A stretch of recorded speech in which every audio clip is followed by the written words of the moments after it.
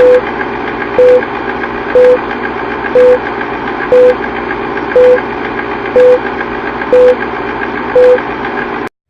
guys! Welcome back to my channel.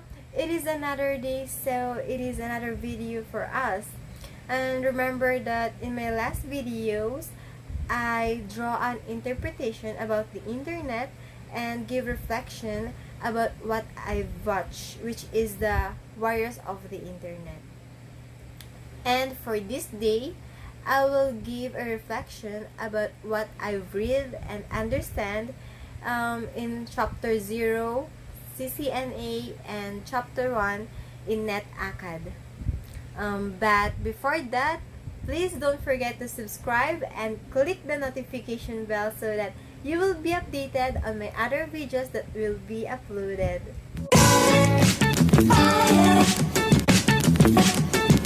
Let's start. First, I'm going to share what I learned in Chapter 0. In this chapter, it introduced the fundamental networking concepts and technologies. Cisco Networking Academy is changing the world. Yes, it's changing the world. The site of Cisco connects you with job postings, and you can see how others are effectively communicating their skills. Dito mo makikita kung gaano sila kagagaling makipag-usap sa iba gamit ang kanilang communication skills. We all have that kind on how we can communicate with others. Sinasabi din sa chapter na to that space learning environment is an important part of the overall course experience, not only for the students but also for the professors in the Networking Academy. Nagpo-provide din ang chapter na ito ng mahalagang feedback to help you assess your progress throughout the course. It says that the range of technologies that facilitate how people work, live, play, and learn by communicating with voice, video, and other data. Networking and the internet affect people differently in different parts of the world. Because nowadays, we all know that we cannot live without internet. We always use internet in our lifestyle. When we are in work, when we're studying, when we're in school, we use internet. When we are in the different places, we use internet as our guide in every step that we make. And now, by the use of Messenger, WhatsApp, and other communication applications that uses the internet, we can easily communicate with others that are from us. And by the way of teaching, e-doing is a design philosophy that applies the principle that people learn best by doing. The curriculum includes embedded, highly interactive e-doing activities like quizzes and assessments. A quiz is generally shorter and more informal than assessment, while the assessment, on the other hand, is a formal and standard evaluation technique to determine learners' grades. Both the activity types can be a good tool for reinforcing feedback and letting learners know where they need to improve. It is also stimulate learning, increase knowledge retention, and make the whole learning experience much richer and makes understanding the content much easier. Also, in this chapter, it says that practice leads to mastery. Siyempre, bago natin malaman o sukuan ng isang bagay o sitwasyon, we need to try until we get the answer. Kailangan nating alamin kung ano ba talaga at kung paano natin ito nakuha. We need to analyze our answer. After that, we also need to synthesize, or we can call it packet tracer. It is a skills assessments and skills integration labs gives you rich feedback on the skills you are able to demonstrate and are great practice for chapters, checkpoint, and final exams. And by the term of mind wide open, mahalaga na ma-expand natin ang mga alam at mga kaya natin gawin. It is important to realize the new things that we can give so that we can prepare anytime ourselves to a workplace and we are in networking environment. We need to use engineering journals kung saan we can write down the things we observe and learn about something. When we are explore the world of internet, we need to learn about the tools that will help us to develop an understanding of how data flows in a network. In the other hand, we can also use Packet Tracer to create our own experiments and networking scenarios. It also leads us to become an author, explorer, or experimenter. In this chapter, Cisco aspires is a single-player, standalone strategic simulation game player. Test their networking skills by completing contracts in a virtual city. Ang maganda dito, guys, ay may prepare tayo para sa CCNT certification exam. It is also incorporates business and communication skills ICT employers seek in job candidates. Malaking tulong ito para sa magiging trabaho natin in the future. Sinabi din sa chapter na ito na kailangang examine ang is human versus network communication and see the parallels between them, and also discover the types of media used by the data carry across the network. And now let's talk about CCNA, also called Cisco Certified Network Associate. It is information technology certification from Cisco Systems. CCNA certification is associate level Cisco career certification, and according to my research, the Cisco exams have changed several times in response to the changing IT trends. Cisco announced an update to its certification program that aligns certification and training curricula with involving industry job roles. There are now several different types of Cisco certified network associate with CCNA routing and switching that being closer to the original CCNA focus. Other types of CCNA focus on security, cloud, collaboration, security, operations, design, data center technologies, industrial plants, service providers, and wireless. The content of the exams is proprietary. Cisco and its learning partners offer a variety of different training methods, including books published by Cisco Press. And online and classroom courses are available under the title Interconnecting Cisco Network Devices. The 200 to 125 CCNA is the composite exam associated with a Cisco Certified Network Associate Routing and Switching certification. This exam tests a candidate's knowledge and skills required to install, operate, and troubleshoot a small to medium-sized enterprise branch network. The topics include connecting to a WAN, implementing network security, network types, network media, routing, and switching fundamentals, the TCP or IP and OSI models. In this chapter, I make a video that interpret the internet. So let's play it so that you can remember how I interpret the internet.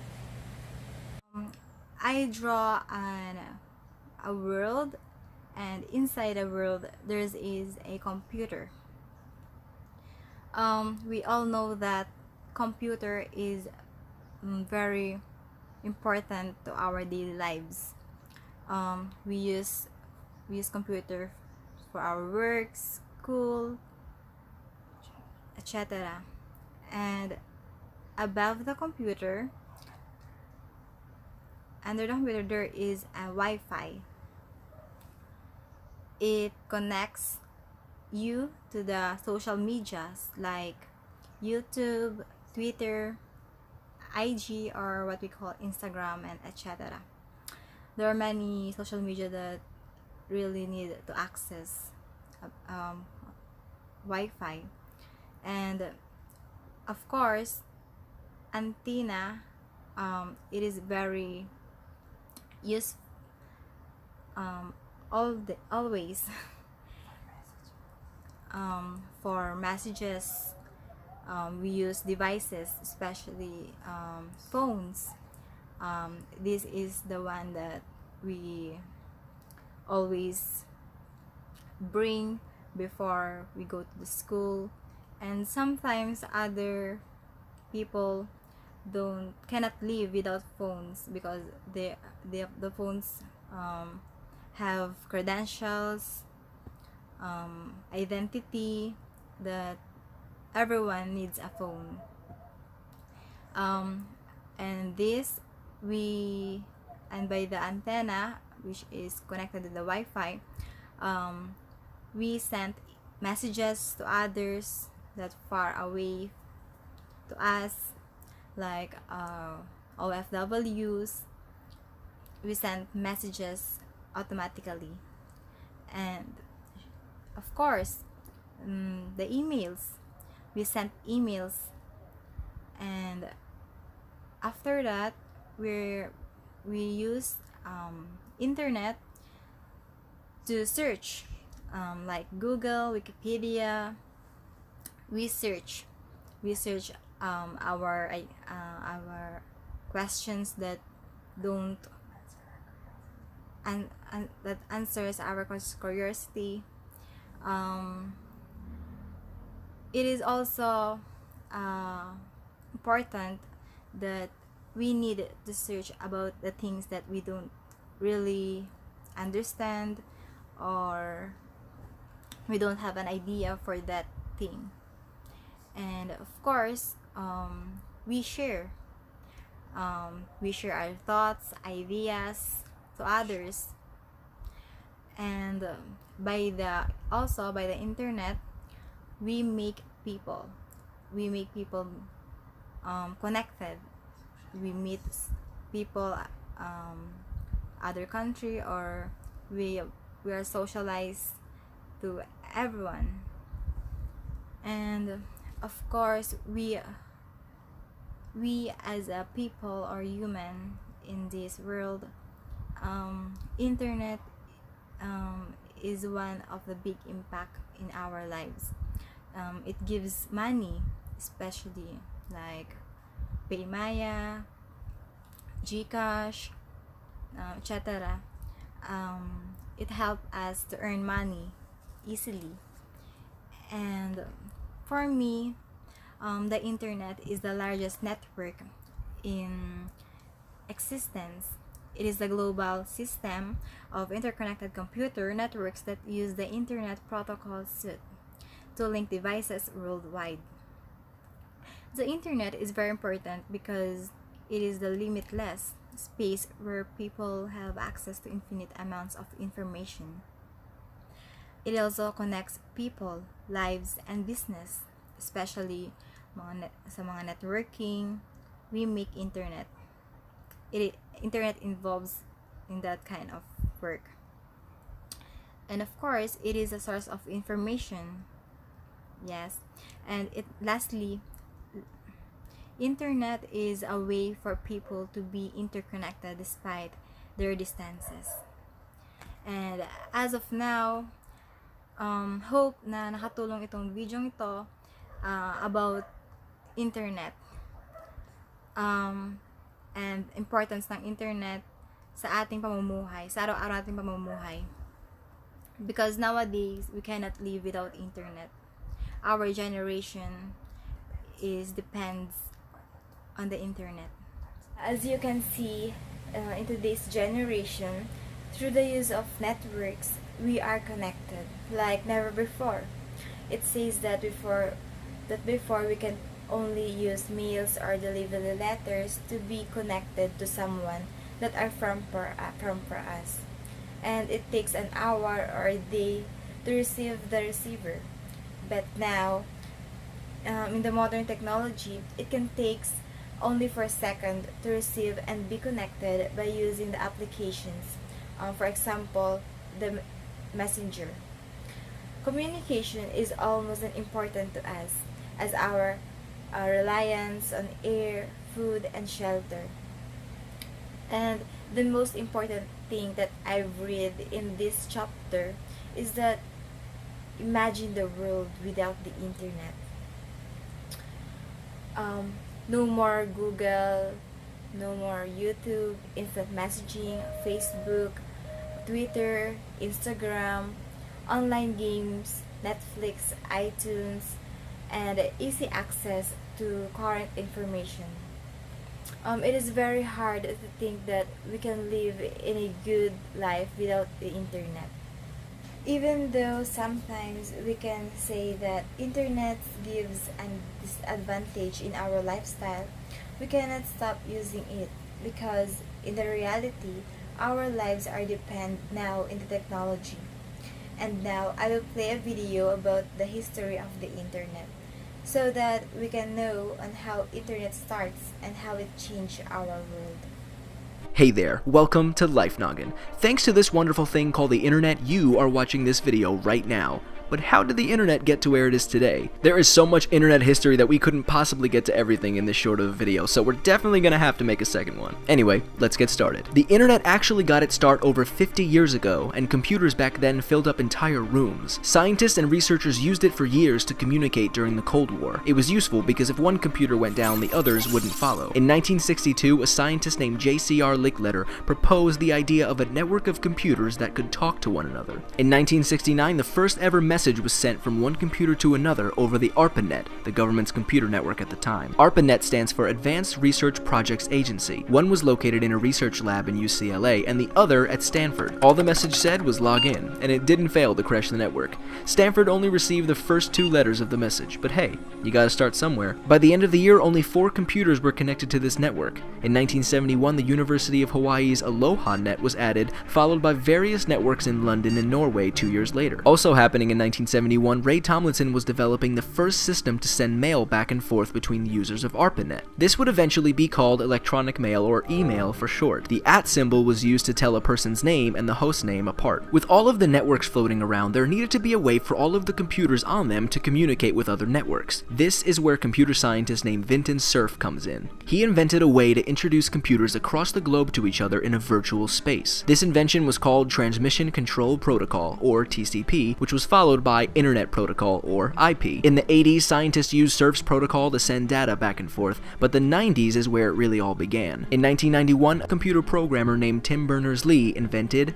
the World Wide Web. This wasn't just a data sharing space for scientists anymore, this was an entire network of information that was accessible to anyone with an internet connection. Now, you're using a browser right now to watch this video, and some of the popular ones are Firefox, Google Chrome, and Safari, but in 1992, Urwise was created. Urwise was an internet browser and the first to have a graphical interface. A few browsers came before and after, but in 1993, Mosaic was created, and it would popularize surfing the web. Mosaic influenced many of the browsers to follow, including Netscape Navigator in 1994. This became the most popular web browser at the time, accounting for 90% of the web usage in 1995. In the early 90s, companies like AOL and CompuServe were starting to provide dial-up internet access. Dial-up is a method of connecting to the internet via a telephone line. Your telephone line was plugged into a modem and the other end was plugged into the phone jack. There was a period in history where you couldn't use your telephone and the internet at the same time. Without the internet, we obviously wouldn't have things like Facebook, Twitter, and YouTube, but way more importantly, we wouldn't be able to access information in seconds.